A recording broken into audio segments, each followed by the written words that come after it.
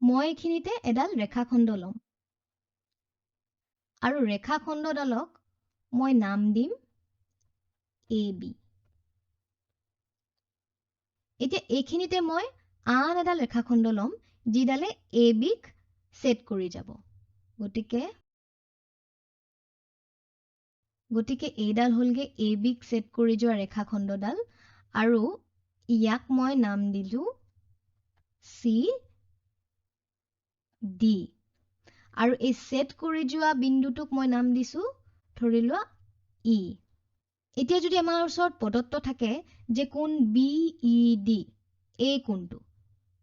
কোণটোৰ জোখ 70 ডিগ্ৰী অৰ্থাৎ 70 ডিগ্ৰীজ তেতিয়া হলে এই কোণটোৰ জোখৰ ভিত্তিত আমি বাকি কেইটা কোণৰ জোখ উলিয়াব পাৰিমনে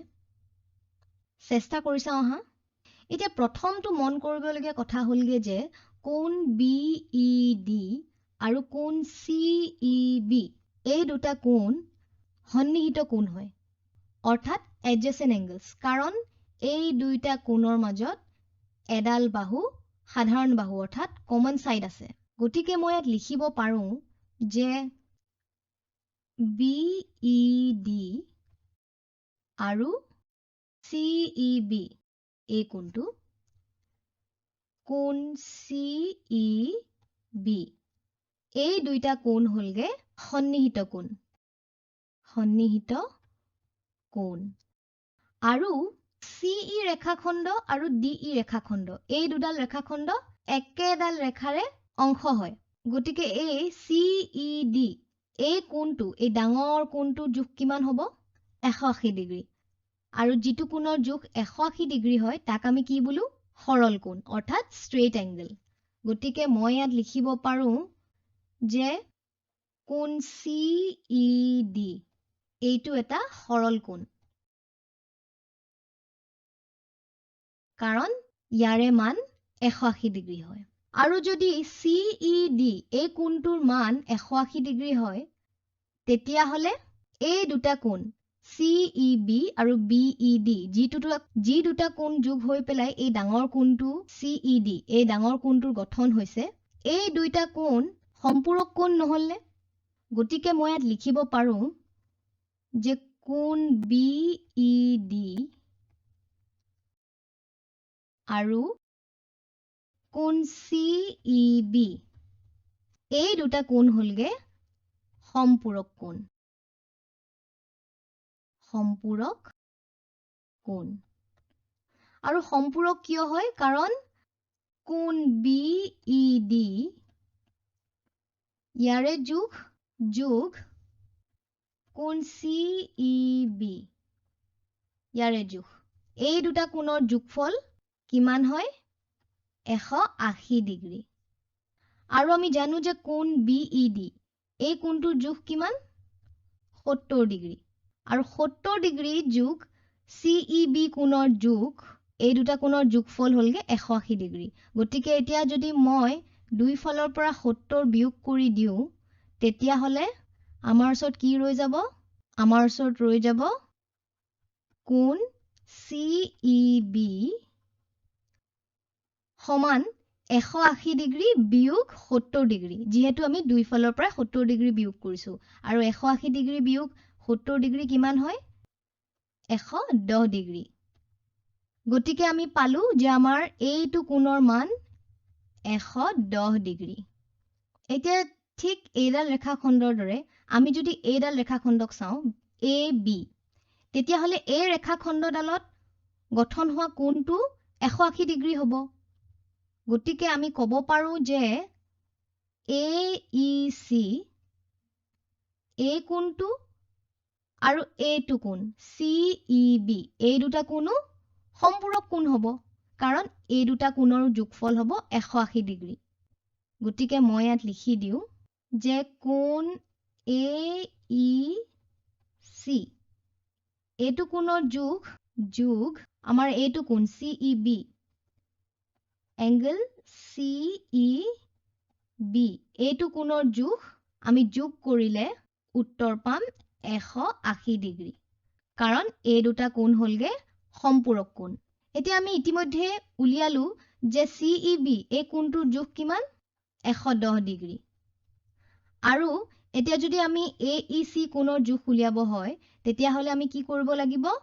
দুই ফালৰ পৰা 110 ডিগ্ৰী বিয়োগ কৰিব লাগিব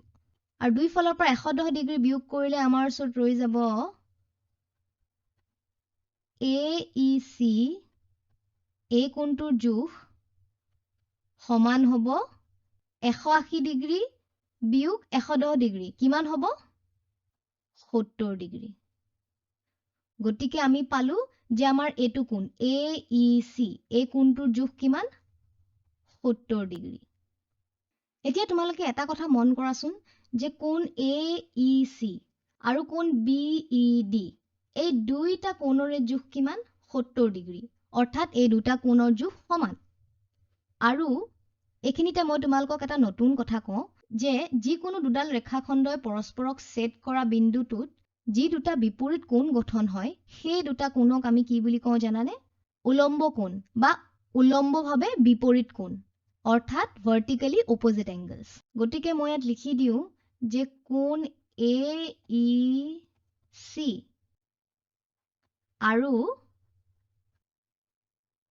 কোণ BED এই দুটা কোণ কি হয়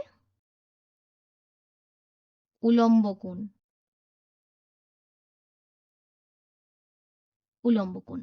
এতিয়া তোমালোকে ভালদৰে মন কৰাচোন যে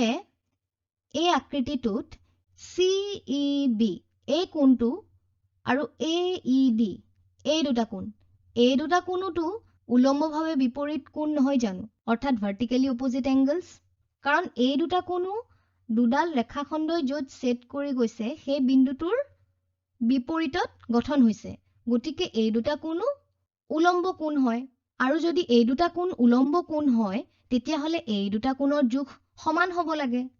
অৰ্থাৎ আমি AED এই কোণটোৰ জোখো 110 ডিগ্ৰী পাব লাগে এতিয়া হেতু আমি প্ৰমাণ কৰি চাওঁ হা কেনেকৈ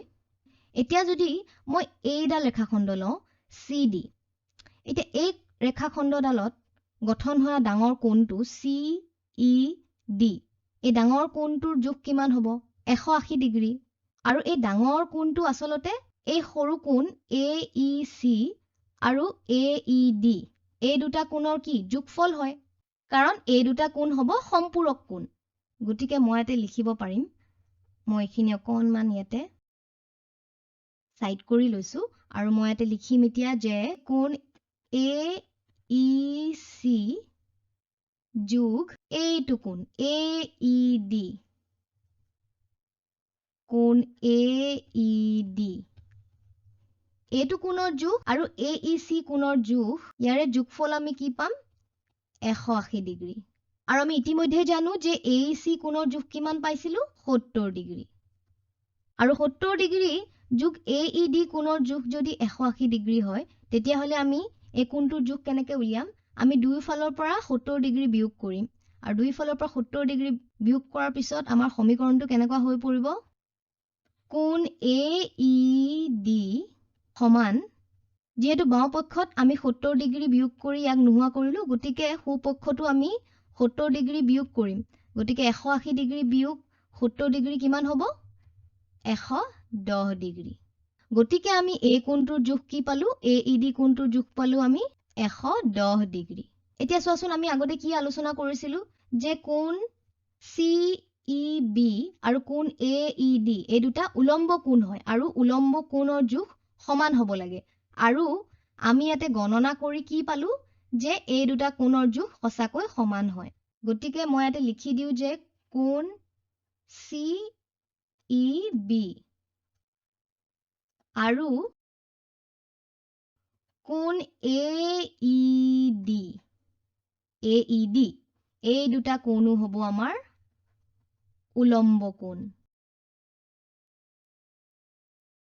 গতিকে এই ভিডিঅ'টোত আমি কি শিকিলো আমি শিকিলো যে